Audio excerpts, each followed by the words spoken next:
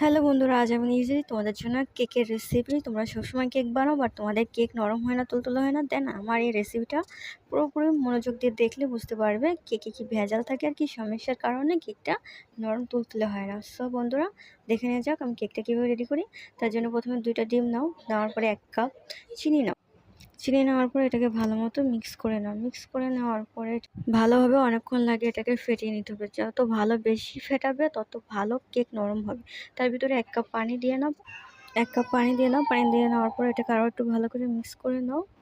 Mix করে নেওয়ার দেখবে খুব সুন্দর একটা ব্যাটার তৈরি হবে। তারপর ওই ব্যাটারটার ভিতরে তোমাদেরকে দিতে হবে ময়দা।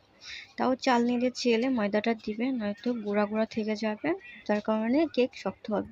চালনিতে ময়দা দাও, তার মধ্যে একটু বেকিং সোডা দাও, তার মধ্যে সামান্য একটু লবণ দাও। দেওয়ার পরে এটাকে চেলে সম্পূর্ণটা ভালোভাবে চালা হয়ে গেলে আবার এটাকে ভালো করে মিক্স করে নাও। মিক্স করে এটা ব্যাটার তৈরি করবে। ব্যাটারটা অনেকক্ষণ লাগায় তৈরি করতে হবে, কারণ যত বেশি ফ্যাটানো হবে কেকটা তত বেশি নরম হবে। সো বন্ধুরা, তোমরা অনেক ভালোভাবে কিন্তু এটাকে ফ্যাটাবে। হয়তো হাত ব্যথা হয়ে যাবে, বাট একটু ফেটানোর চেষ্টা করবো, নয়তো কেকটা নরম হবে না। সো তার জন্য এটাকে ভালো করে ফেটিয়ে নিতে হবে। ফেটিয়ে নেওয়ার পরে এর ভিতরে দুধ দিতে হবে। দুধ দেওয়ার পরে এটাকে আবার ফেটাতে হবে। বন্ধুরা, কেক তৈরির প্রধান উপকরণ হলো ভালো করে ফেটানো। তোমরা যত ভালো ফেটাতে পারবে কেক তত বেশি নরম হবে। সো বন্ধুরা, তোমরাও কিন্তু আমার মতো করে কেকটাকে ভালোভাবে ফেটিয়ে মিক্স করে নিবা, কোথাও যেন দানা দানা না থাকে।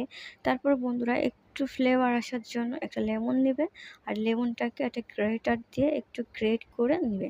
নেওয়ার পরে বন্ধুরা, যে লেবুটা গ্রেট করে নিয়েছি ওই লেবুটাকে কেটে ওই লেবুটার রসও এর ভিতরে দিয়ে দেবো, তাহলে টেস্ট ফ্লেভার অনেক ভালো আসবে। সো বন্ধুরা, তোমরাও কিন্তু এটা করবে।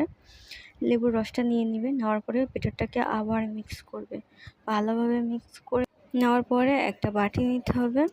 একটা বাটির ভিতরে একটা কাগজ নিতে হবে। নেওয়ার পরে ওটাকে ভালো করে তেল ব্রাশ করে নিতে হবে।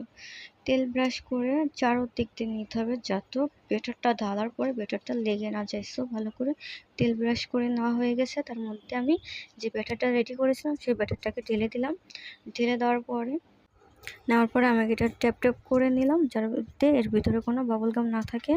দেন একটা কড়াই দিলাম। নেওয়ার পরে কড়াইয়ের ভিতরে বালি দিলাম, কিছুটা বালি দেওয়ার পরে এর ভিতরে একটা স্ট্যান্ড দিয়ে নিলাম। দিয়ে নেওয়ার পরে বালিটাকে ঢাকনা দিয়ে ঢেকে গরম হওয়ার জন্য দিলাম, বিকজ গরম না হলে কেকটা ভালো হবে না।